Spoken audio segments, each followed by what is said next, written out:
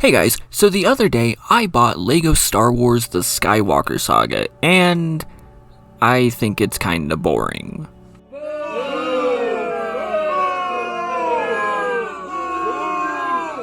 Okay, look. Boo! You stink! I edited that in, and it still hurt.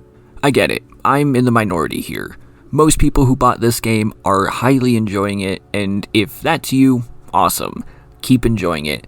I'm not here to try and change your opinion or tell you why this game you love is actually bad. If you are having fun playing the Skywalker Saga, by all means, keep having fun. But I am going to talk about why I personally did not enjoy this game. And in extreme basics, it's not what I expected, and even worse, it's pretty boring. The Skywalker Saga is not LEGO Star Wars. It's a fundamentally different game with a LEGO skin on it.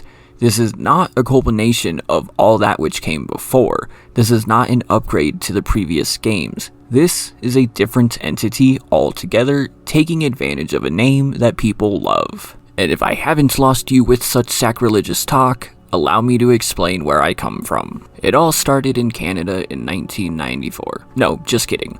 To put this into perspective, I have played every LEGO blank game that there is. LEGO Star Wars, Indiana Jones, Pirates of the Caribbean, etc. And when I say played, I don't mean just dabbled. I mean, I'm the guy who went out of the way to 100% them. I've 100%ed every single LEGO Star Wars game. The first one, the original trilogy, the complete saga, and even Clone Wars and The Force Awakens, which I did on my very first playthrough. I've also done this with the other franchises, but we're focusing on Star Wars here. And I don't say any of this to brag, it's really just to say I have plenty of experience with the LEGO Star Wars games. And all of those games have differences between them. I'd be lying if I said the original LEGO Star Wars game, the one from 2005, and The Force Awakens from 2015 were the same. They're absolutely not. There are plenty of differences between them, and not just in episodes, gameplay, and whatnot. But, and this is the key factor here, they felt the same.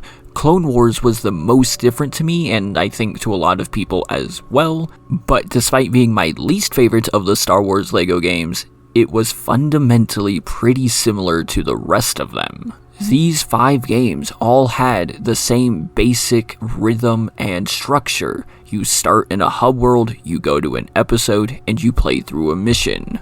LEGO The Force Awakens being focused on just that movie was a little different in that you didn't have to pick the specific episode, but you would still choose a level and then play through it, trying to find mini-kits, get true Jedi, all that stuff. And that's exactly it. No matter which of those 5 games you played, the levels within were fundamentally similar. It would have a rather linear design in which you would have puzzles to solve and enemies to beat. You would use strengths of your characters to get by these levels and try to find the hidden goodies, aka the 10 hidden mini-kits in each level, and a hidden red brick which would allow you to unlock extras. And then of course there was also the true Jedi meter at the top. Filling this in any level would unlock another red brick, meaning another extra. This was a singular, straightforward indicator of not only how much money you had gained throughout the level, but also how close to the end of the level you were. Whenever you finished a level, you felt like you actually accomplished something. Even if you were only doing it on your first playthrough and didn't find everything, you would still have had the chance to at least get true Jedi, and even get some of the mini-kits. It would be impossible to get all of them on your first playthrough, but you would still be able to find at least some and feel accomplished like you actually did something. But I have to mention the obvious here. The complete saga is a remake, if you will, of the LEGO Star Wars and LEGO Star Wars 2, the original trilogy. But in many ways it was a direct sequel as it didn't really combine those games. It added more elements, changed some of the levels in big ways, and in small. The pod race level in episode 1 and the gunship cavalry in episode 2 were completely redone. However, you were still able to play them as extras. And speaking of which, more extras were even added in and new game modes along with it. To get 100% in the complete saga was equally fun as it was challenging and a bit of a chore. Some of those extras were rather annoying.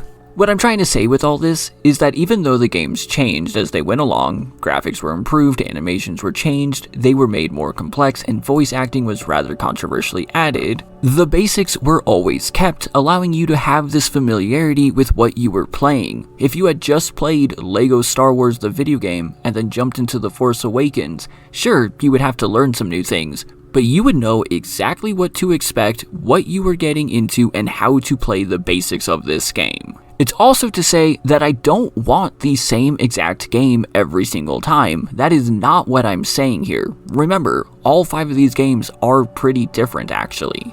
I have absolutely no problem if changes are made. They are going to happen and they are oftentimes necessary. The technology we have now in 2020 is way more advanced than what was around in 2005. I would be quite angry if we got a similar game to what we got back then. No, I expected advancements and I expected more. The problem is, all of that, everything that I just talked about in the first 5 games is completely different in the Skywalker Saga. None of the basics of what made LEGO Star Wars, well, LEGO Star Wars, were kept intact. Elements of it are there, but the way they were changed and made different just doesn't really work for me. Like I said, it's trying to emulate the earlier Star Wars games instead of being the ultimate continuation and the epitome of this franchise. To put it a basic way, I was expecting Infinity War and got Justice League. Controversial opinion number 2. I actually prefer The Phantom Menace over A New Hope. Nothing wrong with episode 4, it is just ridiculously slow, and yes, it is slower than The Phantom Menace. Also, because the original LEGO Star Wars game was only the prequels, so for that reason, let's compare the opening to episode 1 from LEGO Star Wars the video game to the opening of episode 1 in the Skywalker Saga, as I think this comparison will show you just why I could not get into this. Full disclosure, for the opening of the original version, I will be using the complete saga, as I can actually film that. In terms of the actual opening to the episode, there were no changes made. The difference is that you do start in the cantina instead of the diner, and then you can go into a room designated for episode 1 and pick the first level. Once you do that, we get a short text crawl that's not even the full one from the movie, and we get a very short cutscene. It establishes Qui-Gon Jinn and Obi-Wan landing on the Trade Federation ship,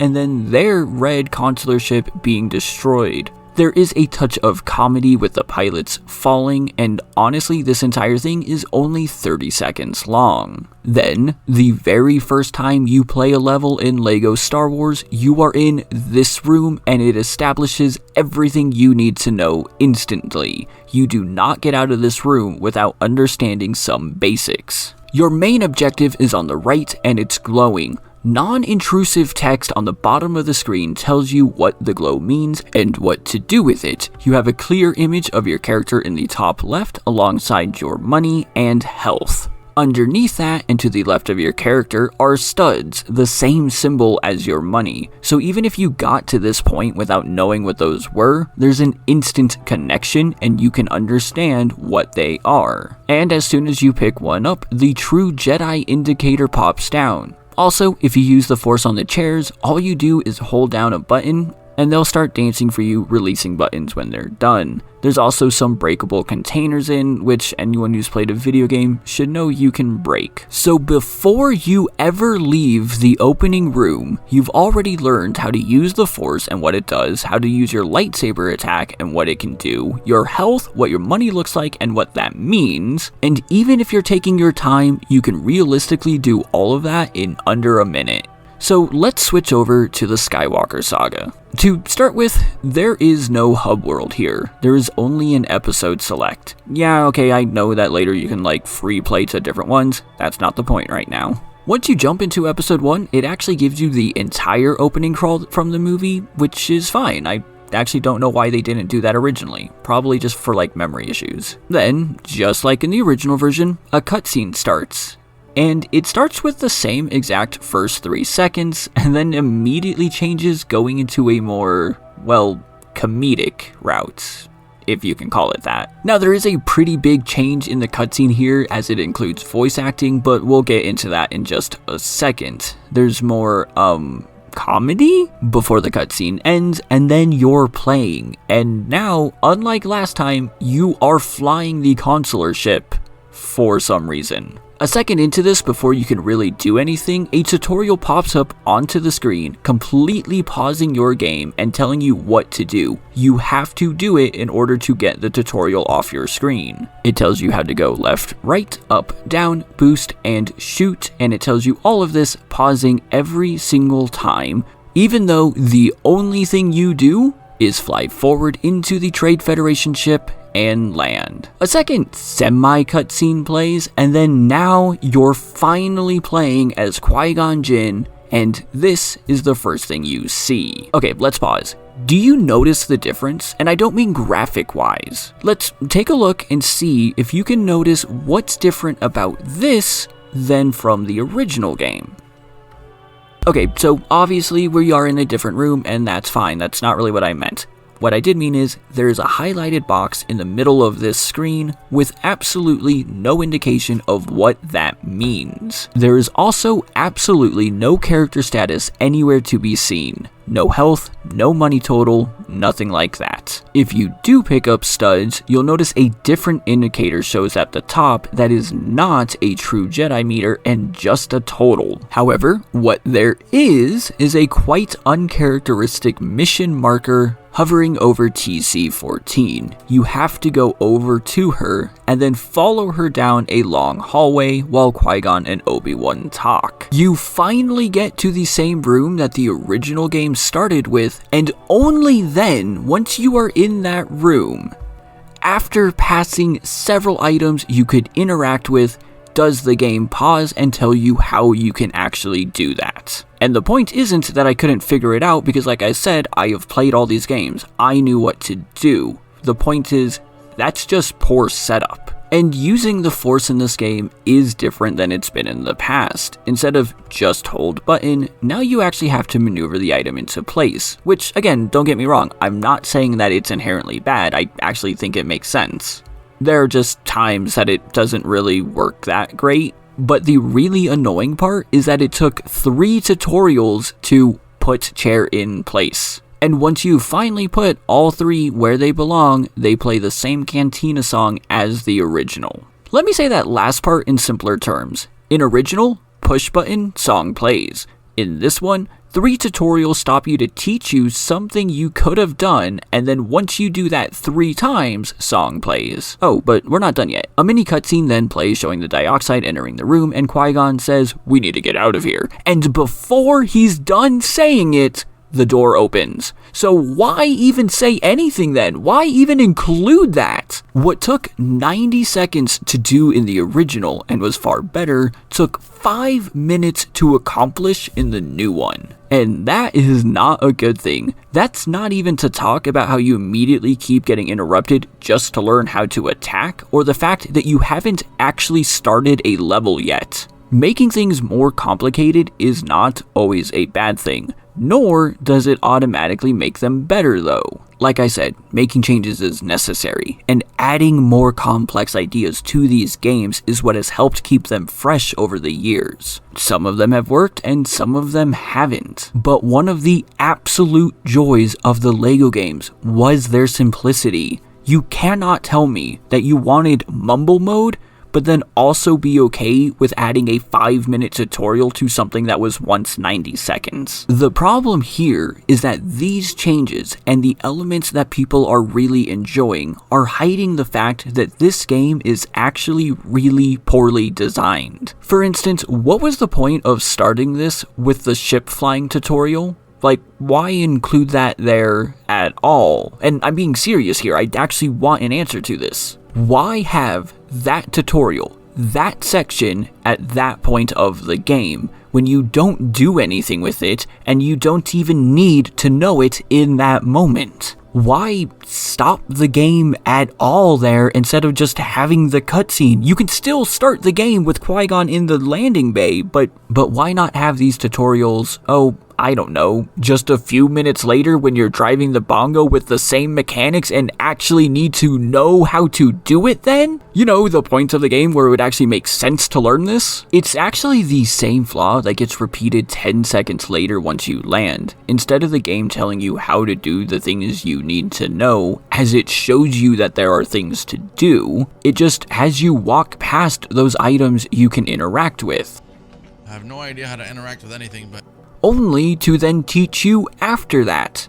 That is literally backwards thinking. Why have the tutorial for something you don't need for another half hour to start with, but then not give you the tutorial for what you actually need in that moment? And there are other flaws in all of this too, of various degrees of importance. One that people were very vocal about, no pun intended, is of course the voice acting. I'm sorry I wasn't able to finish you, 3PO. Even though Mumble Mode is included in the Skywalker Saga, it's an extra you have to unlock. This means that when you start a new game, you will get voice acting. Part of the reason I have this footage in the background is because I was actually planning on filming myself play through this game and release it as a series on this channel. So I was able to record my live reaction to the start of this game. The ambassadors for the Supreme Chancellor request permission to board. That's not Qui-Gon. That's not Qui-Gon at all. That's Yularen. That is like 100% the voice of Yularen. What the hell is this? And yeah, it is. If you didn't know that, the voice actor for Qui-Gon Jinn in this game is the voice of Wolf Yularen from the Clone Wars. He's the guy who voiced the opening of every single episode in that show, and he has an incredibly recognizable voice as a different Star Wars character. A galaxy divided! It's not like he changed it at all. His Qui-Gon Jinn and his Wolf Yularen are exactly the same. The ambassadors for the Supreme Chancellor request permission to board. A galaxy divided! And Liam Neeson is still alive, and he actually voiced Qui-Gon in Star Wars The Clone Wars, so what the hell happened there? For me, this instantly took me out of the game. And when it comes to immersive media, that is the single biggest sin you can commit. As I've talked about a little bit on my main channel, I've been doing creative writing for 20 years now. It's something that I know, and the ultimate goal for any writer is to get the reader to forget they are reading a book. And it's the same thing with movies and games. If the audience forgets they are watching, reading, or playing something, they are going to keep watching, reading, or playing. The second that you break that illusion, it is so much easier for the audience to just go and do something else. How many times have you watched a movie where something took you out of it or broke your immersion? It's happened at least once, I know it. And when I'm just starting the game and the first thing I hear takes me out of the experience, that's not a good start. Not all the voice acting is bad though. As a fan of the Clone Wars, I particularly liked the choices made for Obi-Wan, Padme, and older Anakin. Young Anakin is a travesty I'm not going to talk about. Now this is pod racing. But the decision to have a recognizable voice as Qui-Gon, not only the first character that you hear, but the guy that you play as, just does not make sense to me. That would be like having James Earl Jones voicing Lando. It would leave you scratching your head wondering why they even made that decision. But do you remember what I said a while ago about how the entire opening to level 1 isn't even actually part of a level? That happens a lot. And from what I've seen and heard, this is primarily a problem with the prequels, and it doesn't really happen with the original trilogy or sequels. See, in the Skywalker Saga, immediately after you leave the starting room, you have to fight your way forward. Or, I guess you could technically sneak around, as Obi-Wan says, if you want? Everyone I've seen has not. And, okay, this is the one part of the game that actually needed a more thorough tutorial. There is nothing here properly showing you what you actually have to do. How should we proceed, Master? Wait. Hold on.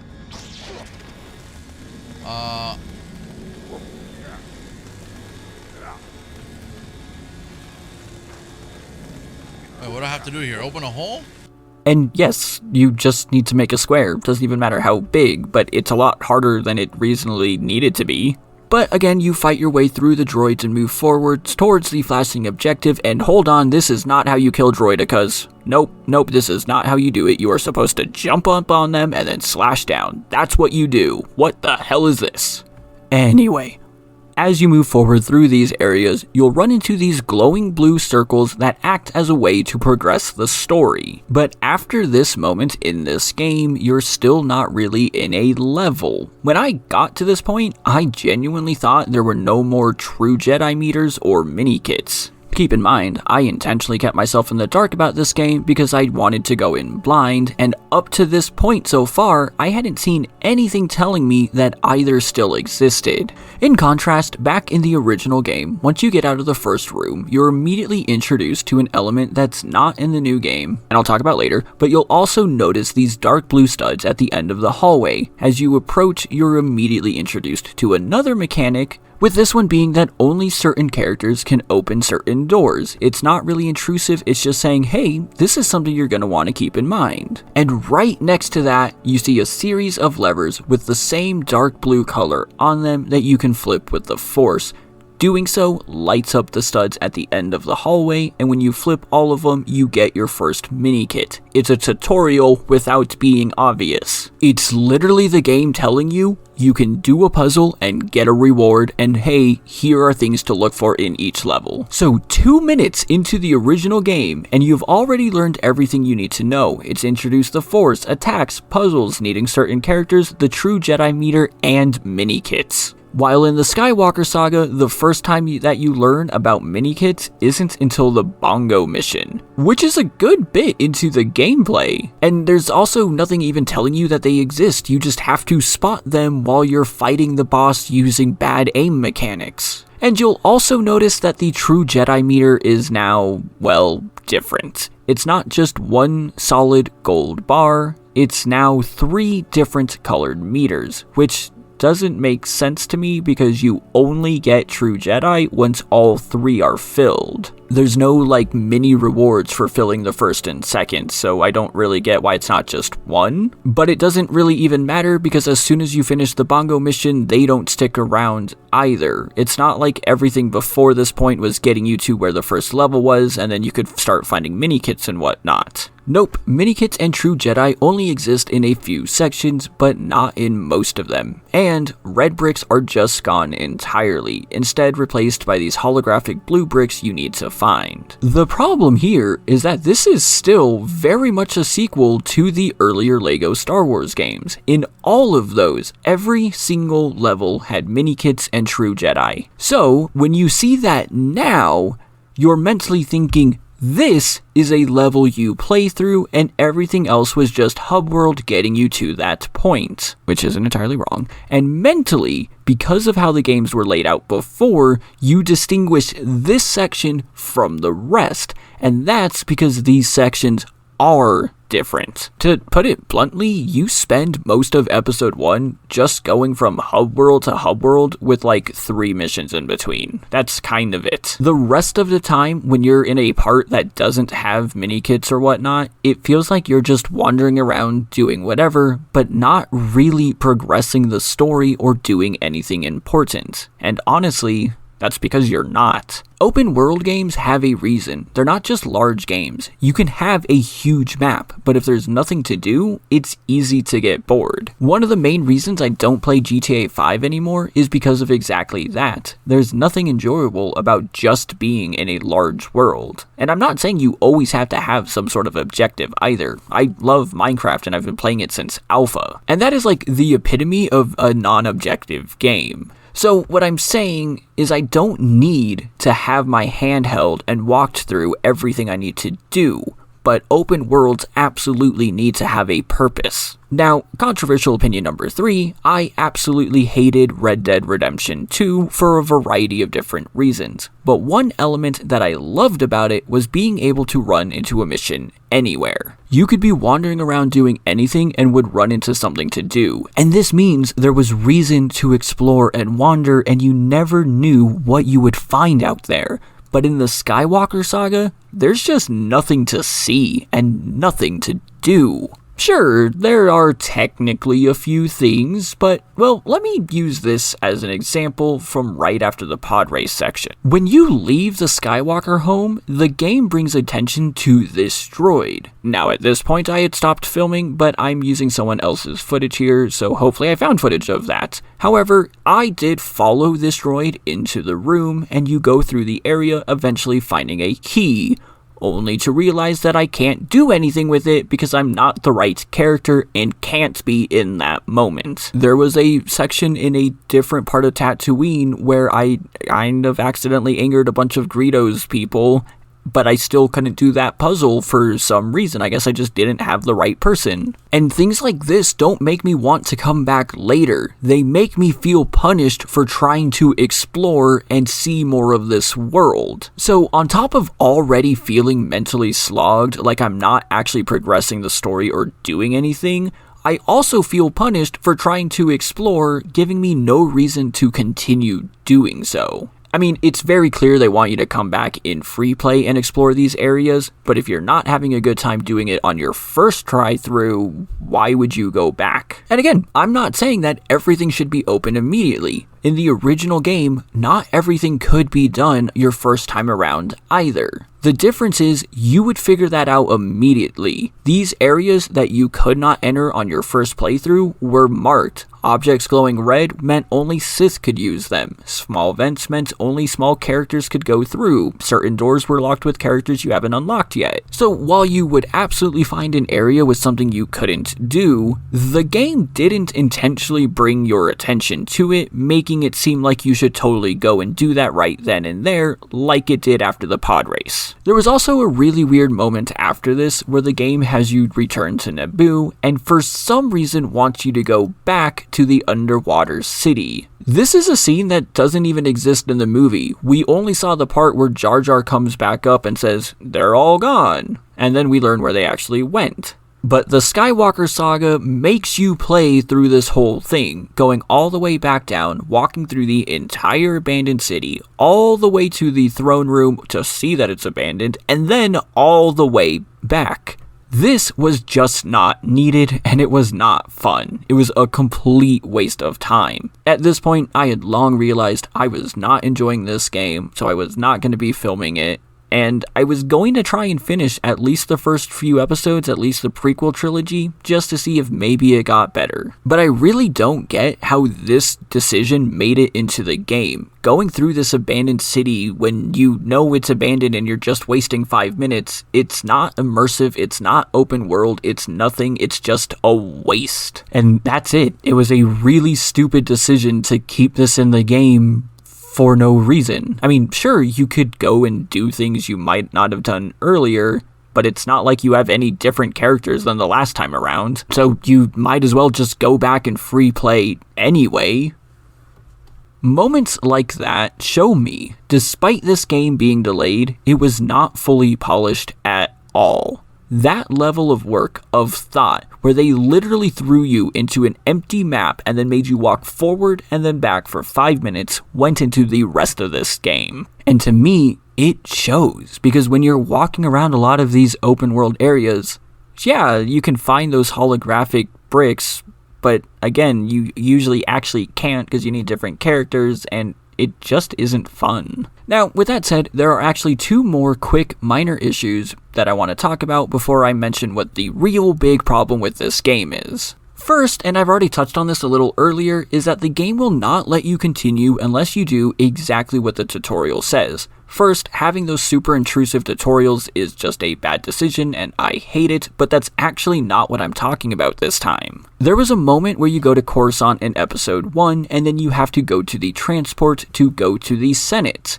It asks you to follow Palpatine to that transport, which is being highlighted, by the way, and do this. Now, Palpatine walks extremely slow, so I saw where it was highlighted, and I went to the transport and went to the Senate building, only for the game to not continue. It literally would not let me move forward, and again, I'd already stopped filming at this point, I'm sorry. Instead, I had to go back onto the transport, which I had already figured out how to use, go back to the original area, go back to Palpatine, and talk to him just so he could explain to me how to do exactly what I had already done. Like, why even let me do those things if you don't want me to yet? Why have the transports open if you need me to talk to Palpatine first? And the second, much smaller problem is, how in the world did this game make Jar Jar even more annoying than he is in the movie? Was it really necessary to have him be an idiot in every single scene? I actually don't mind Jar Jar in the movie itself, but this was excessive. Okay, so with all of that said and everything else out of the way, let's talk about the biggest issue with this game, and it won't even take long. This is the single element that made me stop playing this game and write the script instead. When I realized this is when I realized I just was not having fun and this game was quite boring and not for me. Why is this game Lego? I want you to think about that for a second. What about this game made it necessary for it to be told through Lego? Because for me, there is not a reason, and that's the problem.